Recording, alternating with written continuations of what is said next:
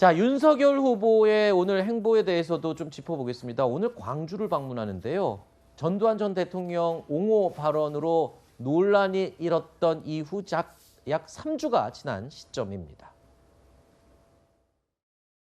우리가 전두환 대통령이 군사 쿠데타와 그 5.18만 빼면 잘못한 부분이 이제 그런 부분이 있지만 그야말로 정치는 잘했다고 얘기하는 분들이 많습니다. 그거는 호남 분들도 그런 얘기 하시는 분들이 꽤 있어요. 거의 한 20번은 받을 것 같아요. 윤석열 후보는 왔다 갔을까?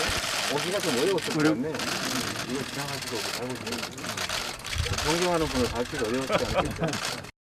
윤석열 후보가 내일 모레 광주에 오겠다고 합니다. 전두환을 롤모델 삼는 후보가 도대체 무슨 염치로 광주에 오겠다는 것입니까? 여기가 어디라고 감히 그런 막말을 일삼고 제대로 된 사과도 없이 다시 옵니까?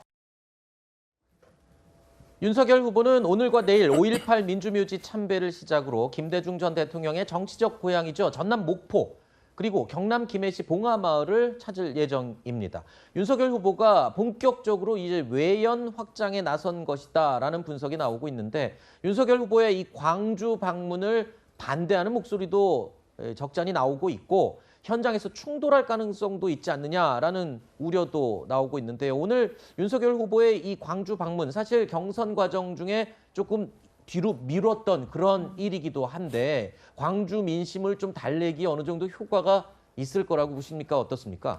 저는 오늘 광주에서의 윤석열 후보의 말과 행동이 네. 뭔가 이번 대선을 가장 그 정도로 윤석열 중요한. 후보에게 중요한 것 같습니다. 네. 왜냐하면 지금 이제 후보로 확정이 돼서 상당히 지지율이 오르는 상황이거든요. 네. 그랬을 때 이걸 그대로 유지할 수 있는 건지 아니면 정말 윤석열 후보는 철학과 빈곤하고 말실수가 많고 이런 네. 사람인지를 정말 국민들 앞에 다시 보여주는 그런 계기가 될 것 같은데요.